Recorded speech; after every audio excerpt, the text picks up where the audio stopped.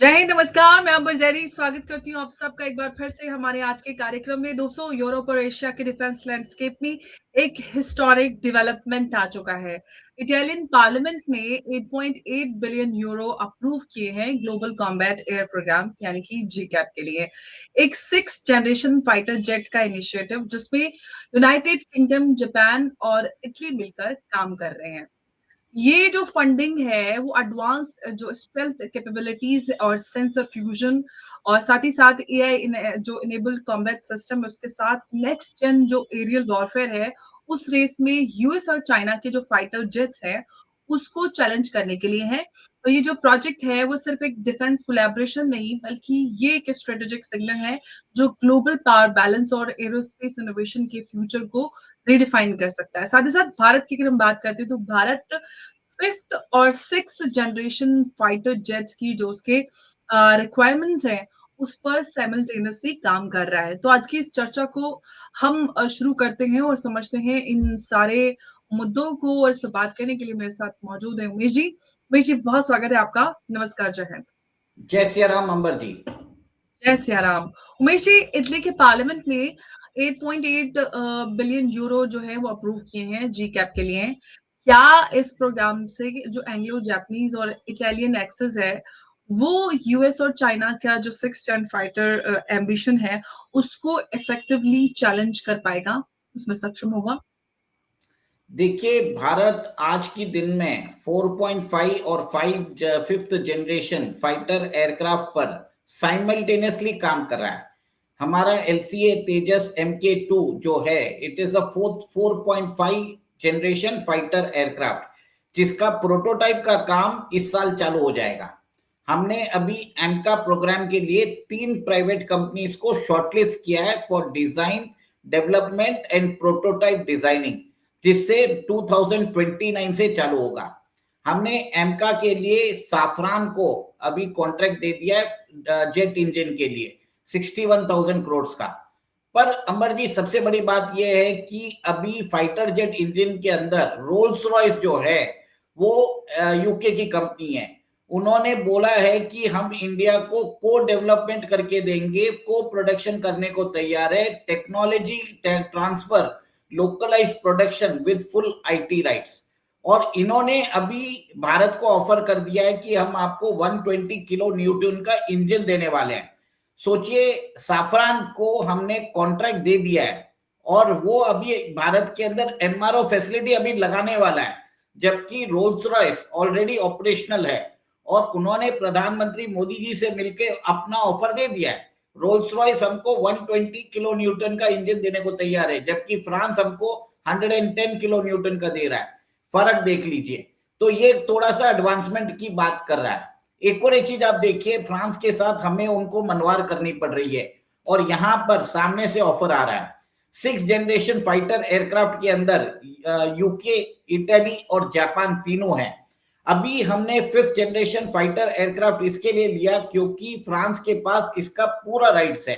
France की company जो Dassault aviation है वो इस फाइटर एयरक्राफ्ट को बनाती है। फ्रांस की कंपनी जो है साफरान, इसके इंजन भी बनाती है। पूरे सॉवरेन राइट्स आज फ्रांस के पास है। हमारी जो स्क्वाड्रन स्ट्रेंथ है वो 42.5 से गिर के 29 तक पहुंच चुकी है। अभी इस टाइम पे हम किसी भी कंट्री के साथ कोई रिस्क नहीं ले सकते। इसके लिए हमने अभी 4.5 जनरेशन फाइटर एयरक्राफ्ट फ्रांस का जो रफाल है वो हम ले रहे हैं। राफाल बहुत ही अच्छा है, मैन्यूवरेबिलिटी है, थ्रस्ट भी अच्छा है, उसका इलेक्ट्रॉनिक वॉरफेयर सूट भी बढ़िया है। और आप ये भी देखिए कि ऑपरेशन सिंदूर में उसने अपनी योग्यता सिद्ध की है। पर आप ये देखिए, अभी हम उनके साथ 3.25 लाख करोड़ में हम इनसे 114 एयरक्राफ्ट लेने वाले हैं, जिसमें 88 जो है वो सिंगल सीटर रहेंगे, 26 डबल सीटर रहने वाले हैं। और उसमें भी बताया जा रहा है 18 fighter aircraft fly away condition में भारत आएंगे, 96 भारत के अंदर बनाए जाएंगे। अब इसके अंदर जो M88 इंजन लग रहा है, फ्रांस की जो साफरान कंपनी है वो भारत के अंदर अभी इसका एमआरओ फैसिलिटी लगाएगी और इसके साथ प्रोडक्शन सब चालू करेगी कॉन्ट्रैक्ट मिलने के बाद। आप ये देखिए, और एक यूनिट जो रफाल का अभी आ रहा है 3,000 करोड़ का है। रशिया हमको सुकोई 57 जो है वो क्लेम करता है कि 5th जनरेशन फाइटर एयरक्राफ्ट है और बेहतर है, ये उसके हिसाब से वो बता रहा है 1500 करोड़ रुपए में देने को तैयार है। और बोल रहा है कि सुकोई 30 जो हम सुकोई 57 को सुकोई 30 के साथ इंटर ऑपरेटेबल भी कर सकते हैं। आप चाहे तो इसके वेपन सिस्टम्स इमीडिएटली SU-57 में भी डाल सकते हैं। और उन्होंने ये भी बोल दिया है कि SU-30 का तो आपने कस्टमाइजेशन किया है, वैसे ही आप SU-57 का भी अपने हिसाब से कस्टमाइज कर सकते हैं। पर आज भारत जो है अभी रशिया के ऊपर भरोसा नहीं कर रहा है, क्योंकि रशिया का बहुत सारा डिपेंडेंस है चाइना के ऊपर। हमने उनको अभी $5 बिलियन में हमने उनके साथ डील की थी 2018 में फॉर S-400 सिस्टम्स। अभी भी 2 यूनिट उन्होंने हमें नहीं दिए। तो यहां पर भी रशिया के कमिटमेंट में कुछ ना कुछ प्रॉब्लम्स जरूर है। फ्रांस ने अभी तक अपना कमिटमेंट मेंटेन किया है। इसके लिए जैसे आप इमरजेंसी परचेस करते हो तो सामने वाले को मालूम पड़ जाता है कि आप मौके पे आ रहे हो, आपको फाइटर जेट चाहिए, तो फ्रांस अपने हिसाब से मन मुताबिक दाम लेता जा रहा है। पर आप ये देखिए कि अभी हमें करना पड़ेगा, हमारे पास कोई उपाय नहीं है। पर मेरा ये मानना है कि भारत को अभी जो इटली, यूके और फ्रांस ने अपना जो ग्लोबल कॉम्बैट एयर प्रोग्राम है उसके लिए भी इनवाइट कर रहे हैं। इसके अंदर बताया जा रहा है कि तीनों कंट्रीज जो है भारत की दोस्त है। यूके की कंपनी देखिए रोल्स रॉयस तो भारत के अंदर ही अपना अभी बेस चालू बना दिया है। जापान भी भारत के साथ अच्छे डिफेंस कॉपरेशन चाहता है, इटली भी भारत के साथ चाहता है। और आप ये भी देखिए कि भारत के पास आज जो एआई की रिलेटेड जो हमारे पास आज एआई की रिलेटेड हमारे पास तकनीकी हमारे पास योग्यता भी है, क्योंकि ऑपरेशन सिंदूर में हजारों ड्रोन्स भारत की तरफ से आए थे और हमने आकाश तीर के द्वारा सारे सभी ड्रोन्स को न्यूट्रलाइज कर दिया था। हमारे पास था multi layer air defence system. उससे पहले हमारे एयर डिफेंस ने F-35 को भी लॉक करके उसको कबाड़ खाने के जैसे 42 दिन तक हमने उसको तिरुवनंतपुरम एयरपोर्ट पे उसकी शोपीस करवाई थी। तो सबको मालूम है कि भारत के पास योग्यता है। भारत कहाँ पे लैग करता है, वो लैग करता है इंजन में। और भारत और दूसरी भी योग्यता है भारत के पास कि वो सब कुछ कर सकता है। आज भारत 4.5 और 5.5 जो एम का है उसके ऊपर साइमल्टेनियसली काम कर रहा है, ताकि अगर 4.5 की जो शॉर्टकमिंग्स है 5.5 में रेक्टिफाई कर सकते हैं। और जो 6th जनरेशन फाइटर एयरक्राफ्ट होने वाला है, it will be a network centric warfare, जिसके अंदर आपके एयरक्राफ्ट के साथ मल्टी सेंट्रिक आपके ड्रोन्स चलेंगे और आपको सैटेलाइट कम्युनिकेशन और भी बहुत सारी इसके अंदर तकनीकी चीजें ऐड की जाएगी। तो एक तरह से लीथल फोर्स बन जाएगा। तो इसके लिए अब भारत को इनवाइट किया जा रहा है। तो ये मेरा मानना है कि ऐसे ही रोल्स रॉयस भारत के अंदर इन्वेस्टमेंट नहीं करेगा, क्योंकि उनको कुछ ना कुछ लग रहा होगा कि भारत से शायद कोई कमिटमेंट मिला है कि हम 6th जनरेशन ज्वाइन करेंगे। और भारत के रिलेशंस जापान के साथ भी अच्छे हैं, इटली के साथ भी अच्छे हैं, अभी यूके के साथ भी अच्छे हैं फ्री ट्रेड अग्रीमेंट साइन करने के बाद। और तीनों भारत को इनवाइट कर रहे हैं कि आप हमारे 6th जनरेशन फाइटर एयरक्राफ्ट को ज्वाइन कर लीजिए, जो इनविजिबल नेटवर्क सेंट्रिक वॉरफेयर के लिए काम आने वाला है। क्योंकि भारत की जो स्क्वाड्रन स्ट्रेंथ है वो 42.5 से 29 आ चुकी है। इस टाइम पे भी हमारी जो स्क्वाड्रन स्ट्रेंथ है आगे जाके वो कमी होने वाली है। आज की डेट में हमारे पास 22 स्क्वाड्रन से ऊपर नहीं है, भले 6-7 स्क्वाड्रन आपके पास जैगुआर मिराज ये सब है, वो तो हमने अभी इक्वेडर से प्लेन मंगाए हैं उसके स्पेयर पार्ट्स के लिए, तो उसको इफेक्टिव स्ट्रेंथ नहीं बोल सकते। काम चलाओ बस, ठीक है, आपने बता दिया हमारे पास है वो, but this can not be stated that ये सब 80 के 1980 के जेट्स हैं, आप सोच लीजिए। तो भारत की रिक्वायरमेंट बढ़ने वाली है। और आज की डेट में अंबर जी 3 नेशन से हम सराउंडेड है, पाकिस्तान, चाइना और बांग्लादेश।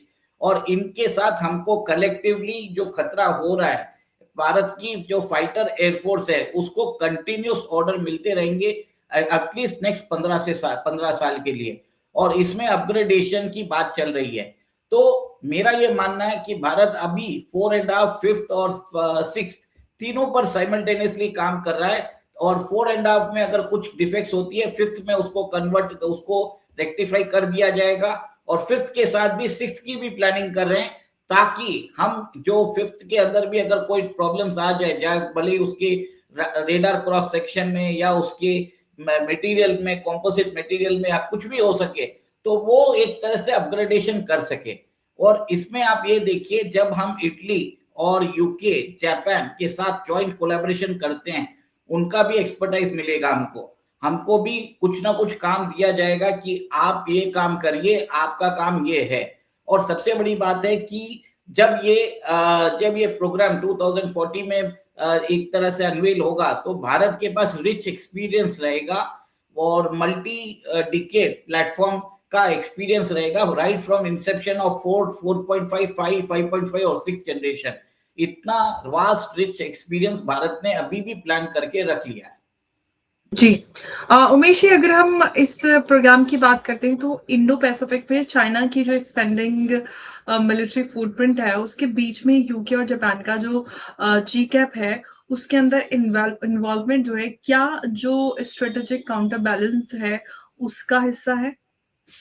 देखिए, अभी अमेरिका ने अपना F-47 6 जनरेशन फाइटर एयरक्राफ्ट उन्होंने अनवेल किया है, उन्होंने दिखाया है। चाइना ने इसकी उड़ान भर के हमें ऑलरेडी डेमोन्स्ट्रेशन कर दिया है, पर ये सब इनिशियल स्टेजेस में, इनको भी 2035 तक लगेगा। सबसे बड़ी बात है कि भारत को इंडो पैसिफिक में एक मेजर फोर्स बनना है, तो आपके पास वो एयरफोर्स कैपेसिटी, कैपेबिलिटी होनी जरूरत है। आपके पास, आप अपनी ब्लू वाटर नेवी की बात कर रहे हो, आप आपके स्ट्रेटेजिक एसेट्स जो हैं, जो सीज में, उसको भी गार्ड करने की जरूरत है। तो मेरा ये मानना है कि भारत अभी एक मल्टी डायमेंशनल जनरेशनल फ्रंट पे काम कर रहा है, जिसमें लॉन्ग टर्म, शॉर्ट टर्म और इमीडिएट टर्म में वो सारे काम करता जा रहा है। इमीडिएट टर्म में हम तेजस LCA Mk2 और रफाल जो 4.5 जनरेशन एयरक्राफ्ट है, उसको एक्वायर कर रहे हैं। इंटरमीडिएट में आप देखेंगे कि भारत सुकोई 57 और एमका का डेवलपमेंट कर रहा है। सुकोई 57 शायद हमको रूस हमें उसकी टेक्नोलॉजी भी दे दे।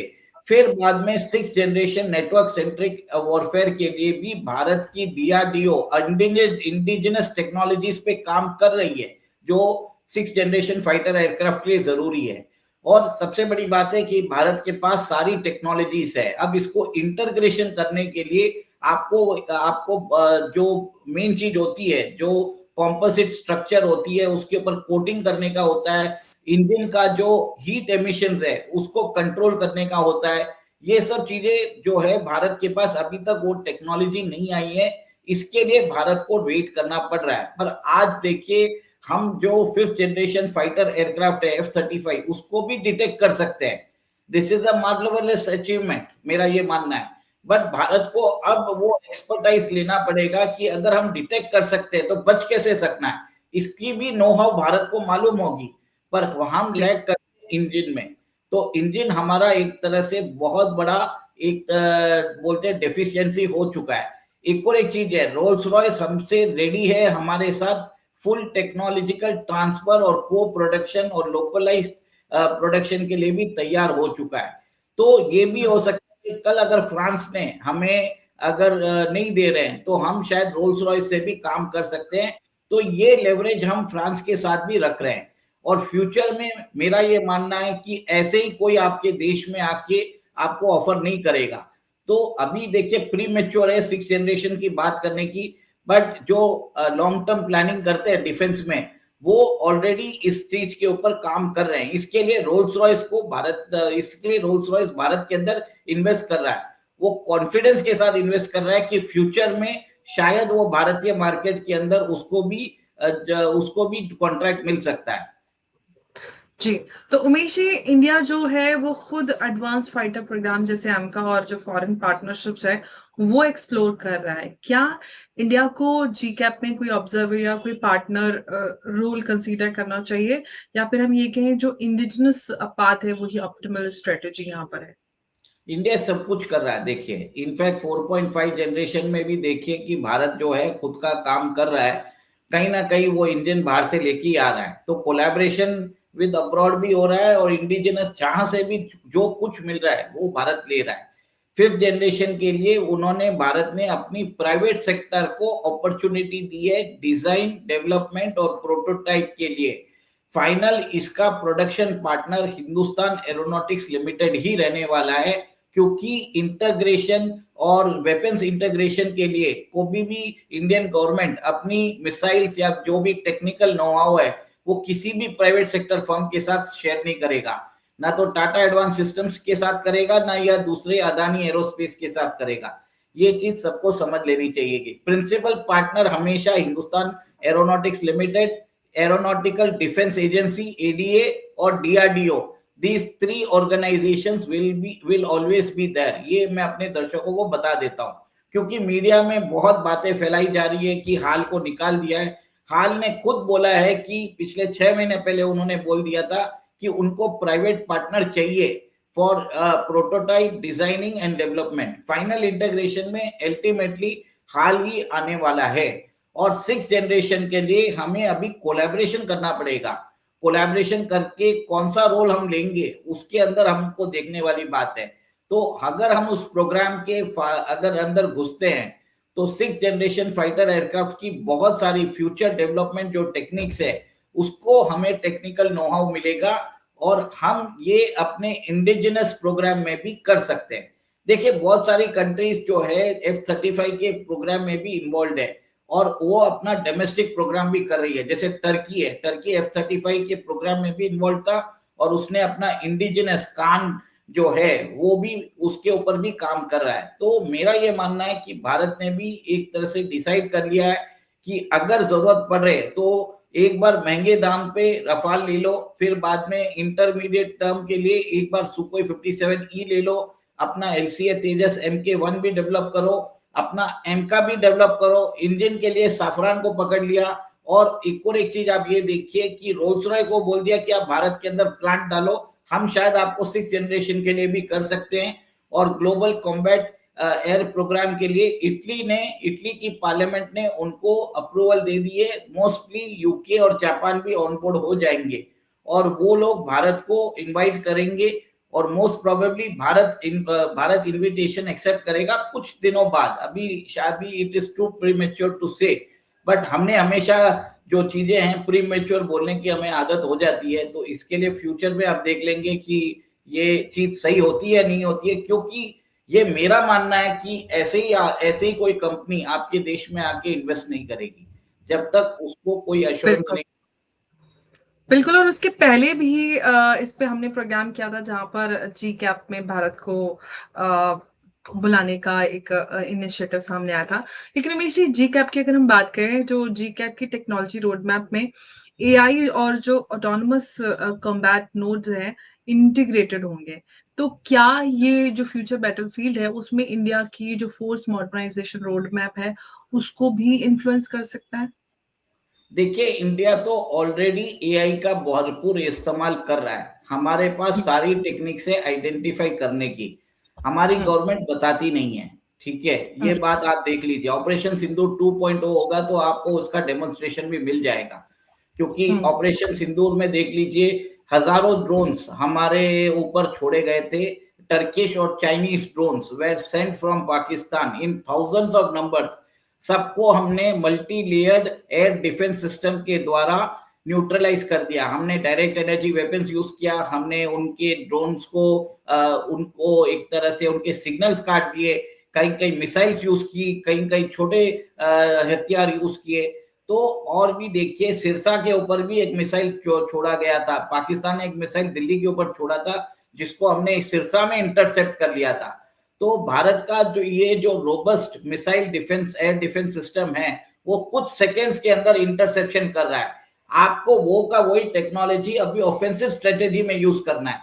तो आप समझ लीजिए अमर जी, मैं इसके लिए आपको बता रहा हूं ये चीज कि अगर आप डिफेंसिव से ऑफेंसिव हो जाते हो, वही satellite communication, precision guided missiles, और एक तरह से मैन्ड और अनमैन्ड व्हीकल जो साथ में मिलकर काम करेंगे, उसके ऊपर भारत ऑलरेडी काम कर रहा है। हमारा अनमैन्ड कॉम्बैट एरियल व्हीकल जो घातक है उसके ऊपर ऑलरेडी काम चालू हो चुका है, और कावेरी जो ड्राइव इंजन है, डेरिवेटिव इंजन है, उसको यूज किया जाएगा उसके अंदर।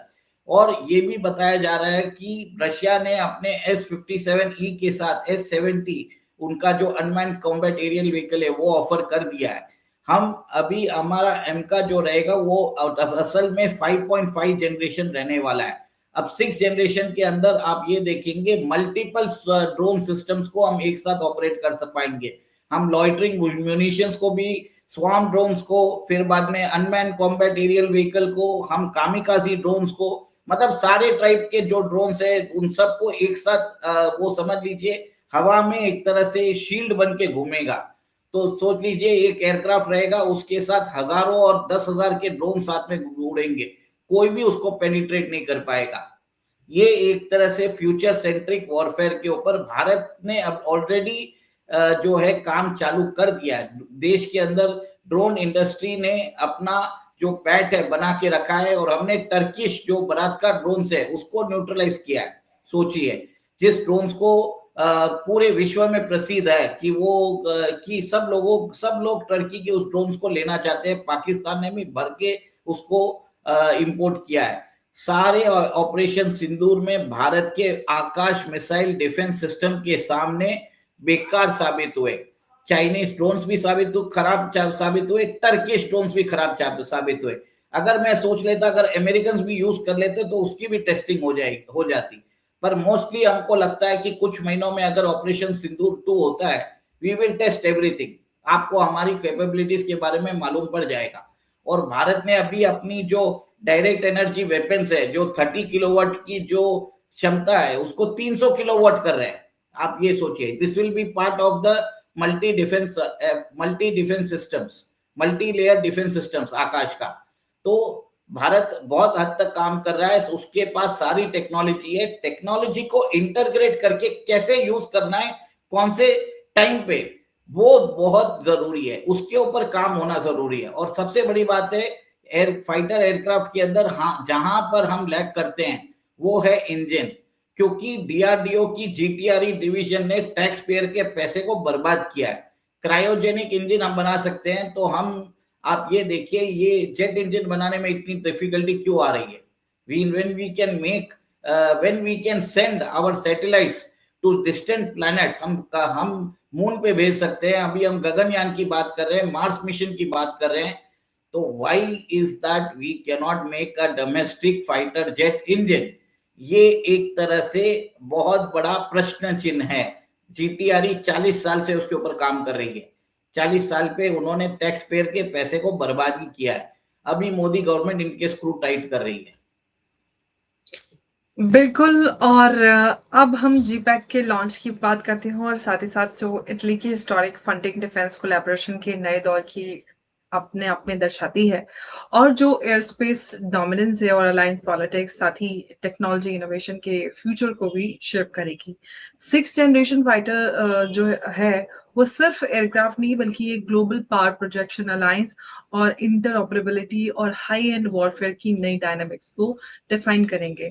और साथ ही हम बात करें रोल्स रॉयस के जो 6th जनरेशन इंजन भारत में लाने की बात हो रही है, ये अपने आप में बहुत बड़ा डेवलपमेंट है, जो ये दिखाता है कि भारत किस तरह से 6th जनरेशन और 5th जनरेशन फाइटर्स के जो एम्स है उसको साथ साथ परस्यू कर रहा है। तो हमारा जो व्यूअर्स हैं हमारे, उनसे ये सवाल है कि क्या ऐसे multilateral defence programmes world peace के लिए स्टेबिलिटी लाएंगे, या फिर एरियल आर्म्स रेस को और ज्यादा तेज करेंगे?